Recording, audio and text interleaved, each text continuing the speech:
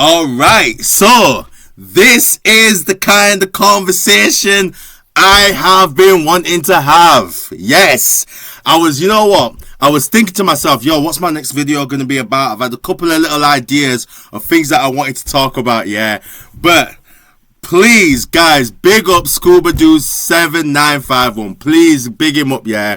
Because he's responded to my last video I did, and he's had a lot to say, like he had a lot to say last time.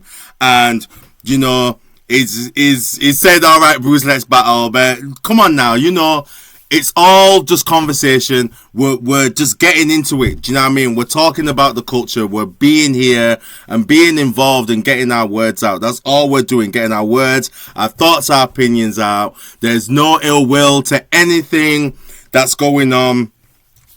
It's all peace and love. But this is like, you know what I mean? I feel this shit in my heart. And if you're a like-minded person, then, you know, we're going to get out the information that needs to be getting out ultimately to the people. Do you know what I mean? And it's all for people to see and decipher for themselves or contribute. You know, there's it's all hip hop, man. It's all peace and love, right? Okay, so let's go. Ha! All right, Bruce, let's battle. First, ooh, look, this square like mad face he's got here, man. It looks like the Mario thing that bangs on the cart. You know what I mean? First, I was there. I'm older than you, youngin. Oh, I'm youngin. Goodness, I keep getting called a baby. I'm 41, man. Damn. I still have the original cassette with my Nightmare on My Street with the curse words in it. Before Will changed the lyrics, I doubt you were around for the original version, so you probably don't know it exists. Now, I'll tell you this. The version of Nightmare on My Street that I heard, I don't know which version it was. It was my cousin's tape. My cousin introduced me to Will Smith, Fresh Prince, the rapper Fresh Prince. And Nightmare on My Street was the first song I heard of his. And I don't know if it was the uncut version, original version. I don't know, because I was very young. But it was on a cassette. I do know that. And like, I couldn't even tell you if it was the album version. I won't even act like I know. But it was my cousin's. And rest in peace to Leroy. But he might have been the same age as, I don't know how old was you. But he's probably in your age range. You know what I mean? He's about, he would have been 4 years older than me. So, you know. So I actually don't know which version it was, you know. But I can tell you, like, subsequently, like, when I've heard Nightmare on My Street, it's probably the radio version. And I've seen every episode of The Fresh Prince and every Will Smith movie. I'm a big fan. I could have done without Wild Wild West. Everybody could. You know what I mean? Like, I don't even... When I watched Wild Wild West, I watched it on mute. Like, I was just chilling. Same cousin, Lee. We were just chatting and bullshitting, and I think we were just listening to music, and Wild Wild West was just on in the background every now and then. When Salma Hayek came on the screen, we looked, and then when she went there, we didn't give a shit. So, but the song everywhere. But even Larry Bird has a bad game now and then. But I fail to see how Will Smith's acting career makes him a better rapper than Eminem. Now, doesn't make him a better rapper than Eminem, or how it means he had a bigger impact on hip-hop. Now, we're talking global. Remember what Stevie Knight said. Which other rapper has had a global reach compared to Eminem? Now, are we going to act like that before Eminem, hip-hop was not in full global reach? It did not have the attention of the world. We're going to act like, you know, you must have watched the show, right? You must have watched the show 1995. Okay? Legendary documentary. Highly recommend anybody watch it. It's on YouTube right now. Watch it, right? It's a documentary. It's about Biggie Smalls, Wu-Tang Clan, Dog Pound, Nate Dogg. Well, Dog Pound. Warren G, Run DMC, Slick Rick. You know what I mean? It's about them. It focuses on them. And there's probably a couple other people on there as well. But the Wu-Tang Clan were in Japan. They were in Japan. And talking about, we've just had to travel to London. And the big argument that Meth and Ghostface are having. And they're in London. And he's talking about, I left my shirt in London. And they're in Japan right now. And they're talking. And everybody, Wu-Tang Clan, number one. You know what I mean? So, hip-hop was global by like 1996. And one of the first icons was Will Smith. I'm trying to just look up, right? Will Smith filmography, right? I'm trying to figure out how many movies in he was when he did Made in America. Right? Because I'm pretty sure his first movie was Made in America. And so, I don't know where the tape takes you is. I don't know what film that is. But Made in America was Will Smith's second movie. So in Will Smith's second movie, he is working with Whoopi Goldberg. In her prime, big time Whoopi Goldberg. Ted Danson. Big time Ted Danson. Just come off Three Men and a Baby. 3 Men, Little Lady. Just come from Cheers. Big time Ted Danson and Nia Long. Upstart pretty girl named Nia Long. This is Will Smith's second movie. And he is alongside Titans. This is what I'm talking about when someone's talking about who had a global reach. Remember, Will Smith, was not like an aspiring actor. He was a rapper. He got his acting break off the strength of his name. Someone took the concept of the Prince of Bel-Air and said, this guy, Fresh Prince Bel-Air. Let's bring that back. Let's take this young guy and let's see if we can work with him. And Quincy Jones got him in the room. And the rest was history. So it was rap. It was Will Smith's rap reputation that got him exactly where he is. Made moves, and by his second movie, Whoopi Goldberg. Then you've got 6 Degrees of Separation, the controversial movie he made when he played the hustler that was a gay guy, whatever. It's been a long time since I've seen that movie. A lot of names that I don't recognize on here, but 2 names that I recognize is Donald Sutherland and Ian McKellen. Ian McKellen, Magneto, the original movies, Magneto, Ian McKellen. Third movie. 4th movie, Bad Boys. Off to the races. Global reach. That's what we're talking about here. Has he got bars like Eminem? No. Has he got hits? Do I have to answer that? Do I have to answer if Will Smith has hits? He's got hits. He's got impactful songs. He's got songs that meant something to us. Boom meant something at the time. Summertime will mean something forever. Forever. Summertime. Men in Black is always going to be a catchy song. Always going to be catchy. I know through the 2000s that was getting healthy play.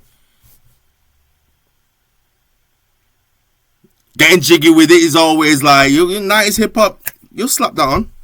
That'll still get slapped on. Getting jiggy with it. Still get slapped on. So, global reach. But so you continue to discredit the numbers. Eminem is the highest selling rapper of all time to date. He's the highest selling. That is a fact. It's not something I can discredit because it is a fact. I don't discredit it. but also fail to provide any metrics of your own. I don't need to provide the metrics. He is the highest selling rapper of all time. It speaks for itself, his numbers. Your argument is that metrics should be ignored. No, I'm saying that metrics is one element. One element. And when you're talking about global reach, like I said, who has a global reach? And you're going to talk about like Eminem was the first rapper to have a global reach? Let me look up another example real quick. Let me look up LL Cool J. LL Cool J. Because you know when you're working with certain people at certain times, yeah, it means you're global, bruv. It means you're getting seen. You know, before I get onto LL, so you know when like how series become successful is how they can get like into syndication, right?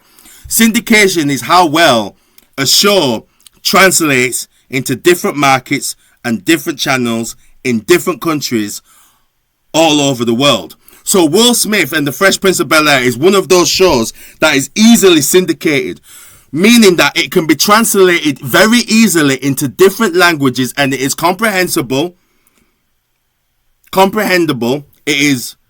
It's family friendly, so it's easily marketed. Like you're not gonna get too many people. It's not gonna be too controversial for people. You're gonna get very few images that are gonna get banned, or very few shows that are gonna get banned from somewhere. It's like, oh, we can't really deal with that. We don't want to touch on that. We don't want to see that. We don't want to present that. We don't want to promote that. Fresh is a very easy show that can go into different countries, can be translated into different languages, and will be very easily received by people. Fresh Prince is one of those shows of all time. Global reach. LL Cool J. So LL Cool J was in Crush Groove, right? His second movie, he was in Wildcats, Goldie Hawn. Prime time Goldie Hawn. Oh, and two other guys over here. We got Wesley Snipes and Woody Harrelson on the come up. LL Cool J right there. Then his third movie, which I knew, The Hard Way. Michael J. Fox, when Michael J. Fox was Michael J. Fox. Big time Michael J. Fox. Oh yeah, we'll just put this guy, LL Cool J, he's a cool guy, we'll put him in there. Michael J. Fox, James Woods. Fourth movie, Toys, alongside Robin Williams when Robin Williams was Robin Williams. But Eminem introduced hip-hop to the world. Come on, man.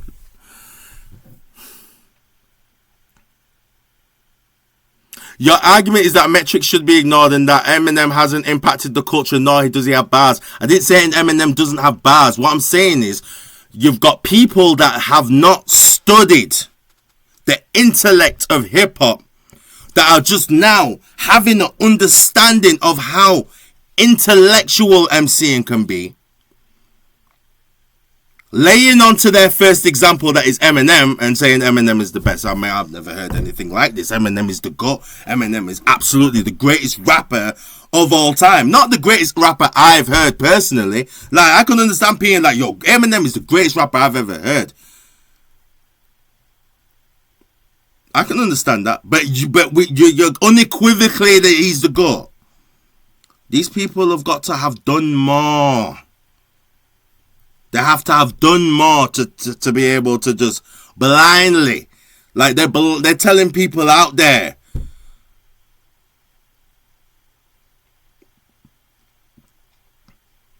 I mean, I'm telling you that Eminem is not the GOAT, right? But I'm not telling you who's the GOAT.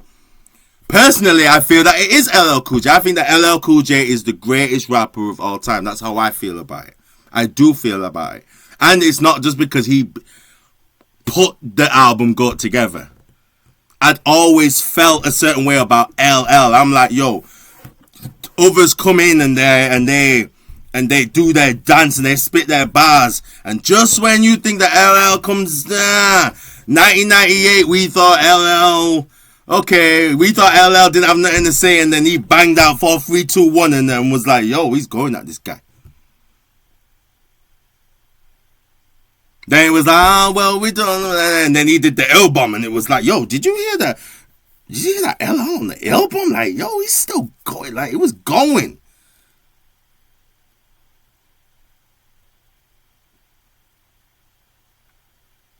And transcended into family movies, and transcended into TV shows, and transcended into doing radio shows, and transcended into, do you know what I mean? Like, there's strong contenders. There's strong contenders for the title. Strong contenders. Phenomenon. Every Tuesday, ask anybody from England. I'm reading your comment, you know what I mean? We live, man. Okay. So I did not say that Eminem does not have bars. What I'm saying is that you people are not weighing him up. I don't even know how to take these statements seriously. And frat boy rap, you ever been to a frat, my man? No, I've never been to a frat. I'm UK. We don't really have too much fraternity, sorority around here. But come on now. You don't think that Eminem's humor? You don't think that Eminem? I didn't mean to give you mushrooms, girl. I didn't mean to bring you to my world. But I'm in the corner crying, and now it's my fault, not my fault. Like, come on, like. I've never been to a frat that bumps Eminem instead of the trending rapper at that moment. So you've never been to a frat that bumps Eminem, but Eminem's everywhere.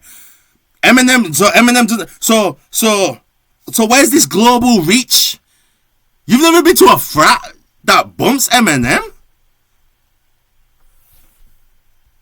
Really? Do you mean that there's markets that Eminem doesn't touch?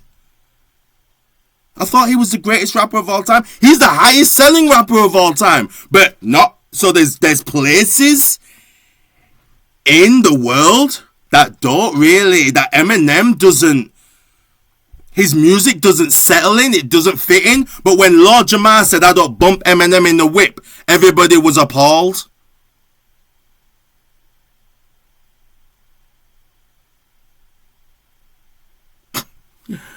If that's what you think of white culture, then you're the one with the misinformed view. Unless you were talking about black frats, that is. Let's do this.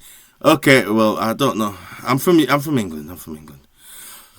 Let's do this. Even if we set sales aside, name some rappers that have a more complete hip hop toolbox than Eminem. Busta Rhymes.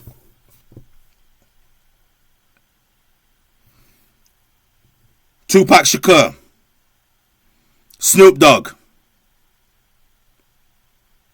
Method Man, Redman, Ludacris, Cypress Hill. Let's go. I'm talking about ones that have had lyrics that have impacted the culture, that have had beats that have impacted the culture, that have stage performances that have impacted the culture, that have had transcended into movies, transcended into TV, transcended into culture. Cypress Hill, their culture, their cultural impact on the world. Chuck D.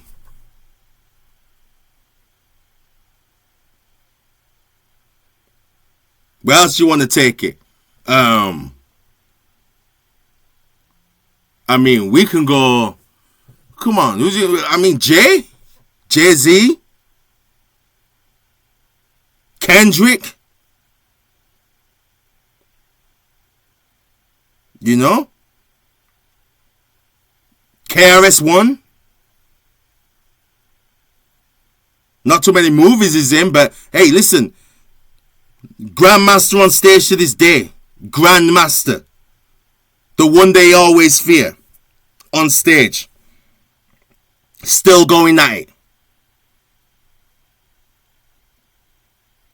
DMX, Titan,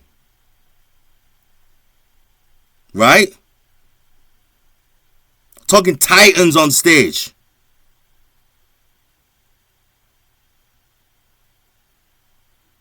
There's a healthy list of MCs. I saw De La Soul live, killing it. I saw Common on stage, killing it. Undeniable stage presence, undeniable.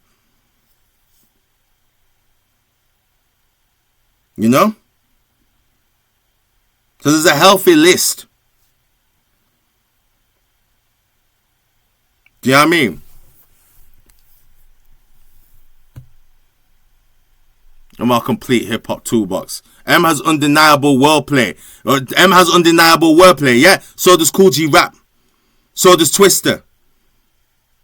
So does Tech 9. So does Royce 5'9". So does R.A. the Rugged Man. So does Gifted the Gab. So does Papoose.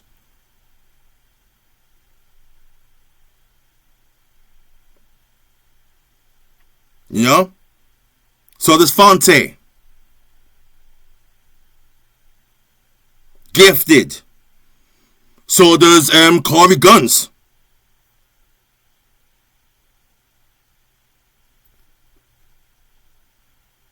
You know, we can go through the list. Ill Bill. We can go through the list. I constantly talk about Ill Bill. Now, I mean, in Joyner Lucas kicking up dust right now. Any one of the new guys that they're saying is that's nice with it. We're just talking about recording music. We ain't even gone into the battlers. I ain't even gone into the English guys. I ain't even gone into Blade. I ain't even gone into Skinny Man. I ain't even gone into Ghetts. Have you ever heard of Ghetts from the UK? Ghetts. Look up any one of his daily duppies. They talk to me. I haven't talked to you about my city. You ever heard of Dialect? Go look up his work.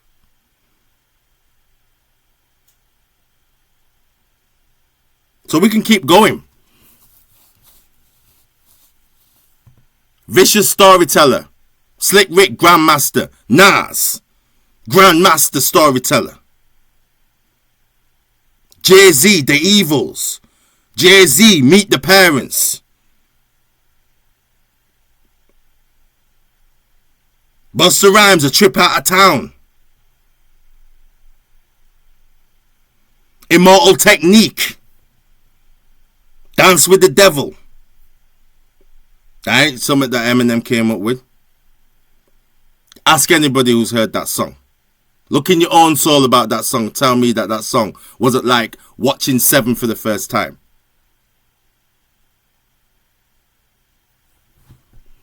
He has one of the most recognizable deliveries ever. So does Bone Thugs and Harmony. And I'm going to miss everybody. And I'm going to miss everybody. So does Biggie.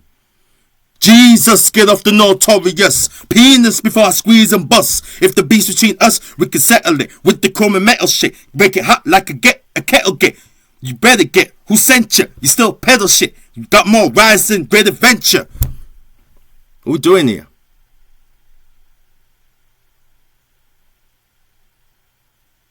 What we doing here? Tupac. The most recognizable voice in hip hop, Snoop Dogg, like.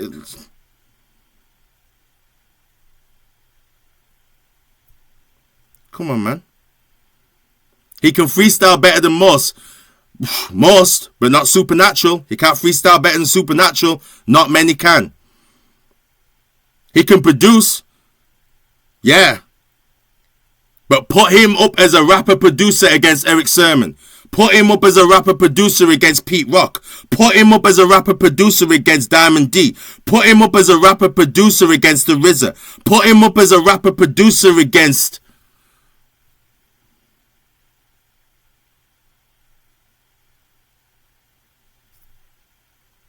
What are we doing here? He can chop better than a lot of choppers. I don't know what that means in terms of the chop. I don't know. Why don't you tell me what he can't do?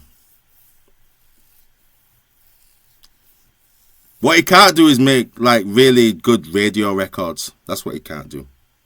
Like,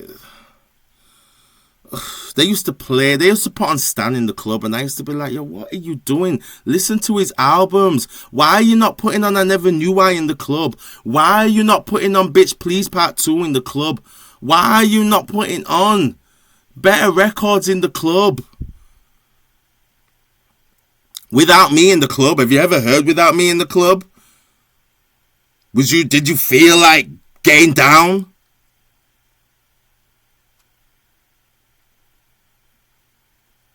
Even the real Slim Shady, it's like, it was on, but did you really feel like dancing when you were in that?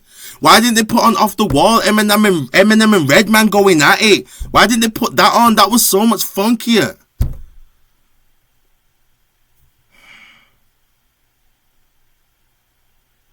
You made a lot of assumptions about fans of Eminem to reach the conclusion that you reach. Well, I mean, I might do.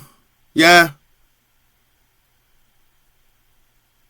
I might do, but I've also heard things from fans, so, you know, I'm going by what I've heard from fans. I'm not just going, it's not just empty rhetoric, you know, we're going by actual things that have been said by fans of Eminem. Or people I've come across that are fans of Eminem. It's like a consistent, you know. I even listen to rap, but I like Eminem.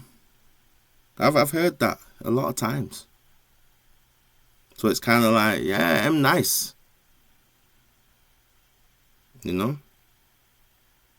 You sound like a LeBron fan claiming Jordan wasn't the GOAT because all he could do was shoot, not knowing that Jordan was such a monster defender that he won Defense Player of the Year. Listen, I was there. I saw Jordan play.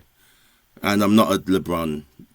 I don't check for LeBron like that. You know, people talk about LeBron. I see footage and I'm not too, you know.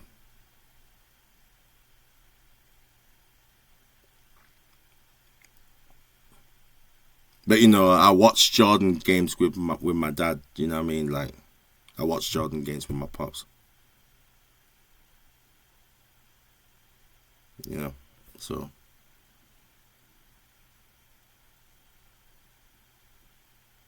You also said black people created hip-hop. Deal with it. Yeah. Can you imagine a white content creator saying white people created basketball? Deal with it. Why don't you think they'd sound racist? Well, no, it'd be fact. White people invented basketball. White people invented basketball. Most of like the structure of sports, as we know it, comes from Greece.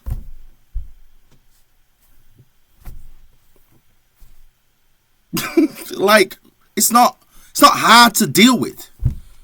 Like, a lot of it all comes from the Olympics. Like, it all comes from Greece. Like, it's not, you know, like sports as we know it.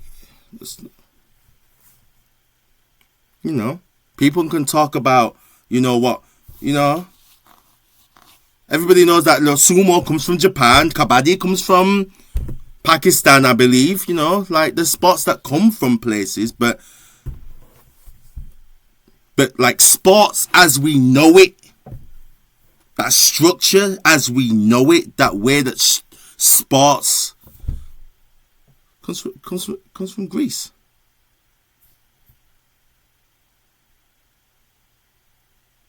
Should white people gatekeep basketball like a lot of black people gatekeep hip hop? Do you remember what happened to Allen Iverson?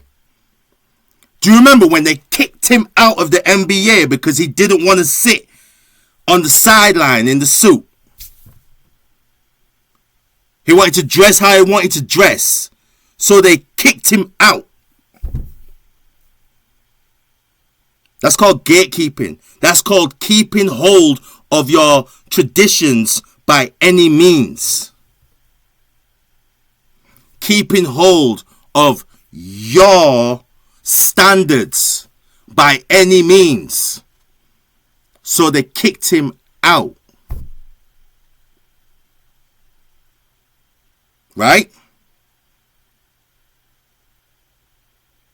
So these things where your hypotheses, no, there's actual things that have happened. Actual things.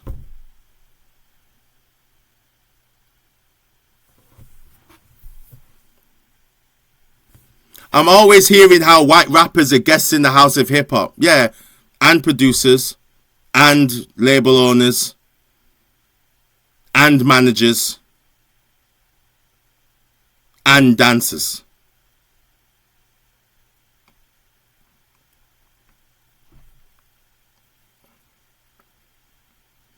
Can you imagine if white people call for black basketball players to profess that they're just guests in the house of basketball? Allen Iverson.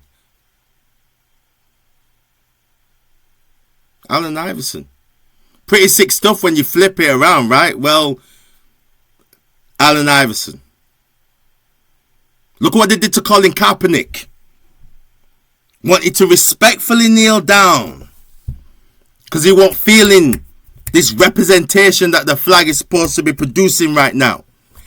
Kicked out. You ain't standing up for the flag? That's borderline treason. Out. That's called gatekeeping. So these hypotheses that you are looking for, there are examples.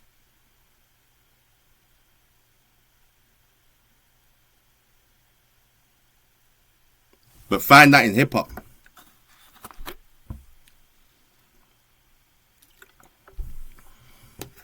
Global phenomenon. You can find hip hop everywhere on the planet Earth.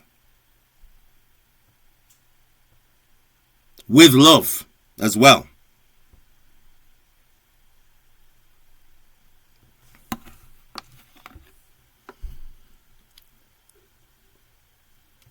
Should white people expect to claim a level of ownership over every creation that came from a white person?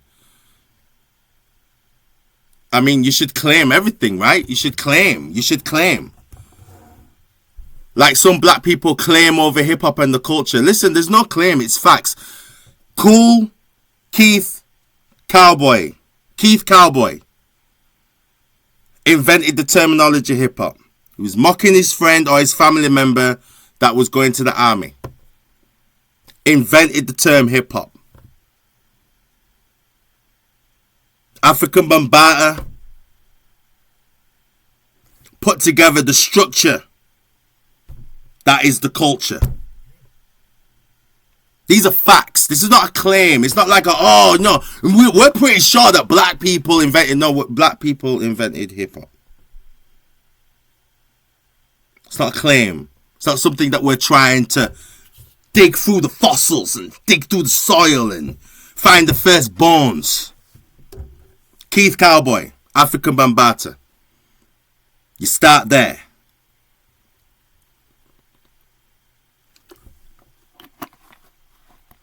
There's no hip-hop without the English language, so white people were the original originators of hip-hop. No, white people are the originators of English language. So the English language comes from England. Comes from England. Then you can root, you're rooting through Latin. You're rooting through a French word here and a Spanish word there and a Gaelic word here and a Scottish word there and a Gaulish word here and a Anglo-Saxon and then they whoop to England. So, white people came up with the English language. But hip-hop is not just rap music. If you think that hip-hop is just rap music, then you're going to be like, well, white people invented hip-hop because white people invented England and English language, and hip-hop is English in patterns. That's what hip-hop is.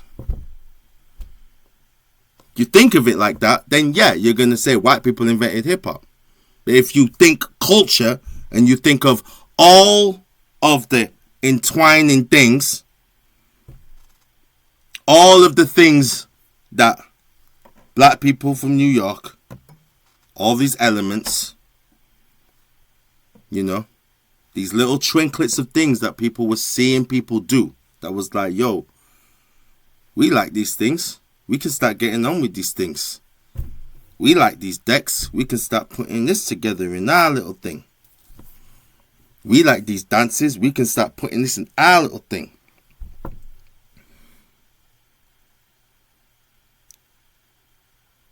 We like that Shaolin move that Gordon Liu did in the 36 chambers of Shaolin. We can do that and put that in our little thing.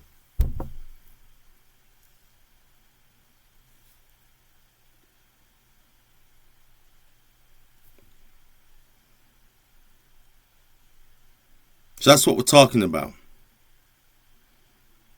We build off one another. We don't gatekeep. That's real hip hop. Yeah, it is. It is. That is real hip hop. That is right.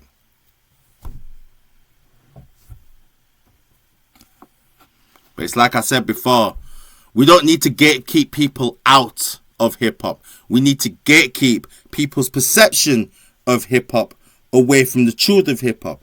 And the truth of hip hop is that hip hop has been one of the main elements of world peace, of the end or the ending to racial conflict and racial misunderstanding and cultural misunderstanding. The binding together of elements from the world. The binding together of ideas of the world.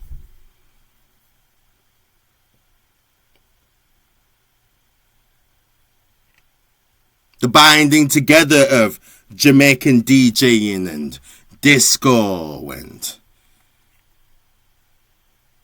the way the Latinas get down and the dances that the people from the academy or the guys that went to the places like Fame, that kind of were coming down to the streets and saying, yo, I just learned this little thing and I can do this little thing and we can.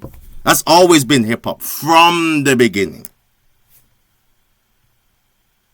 So when we can get back to that root and start telling people that this MTV, this stripper culture, Hollywood aspirational thing is not the root. When we get onto that, then we'll get onto being able to get back to teaching the truth out there, man. But this has been a healthy conversation, so thank you, Scubadoo. And to all the people that made it to the vortex, man. I love you guys.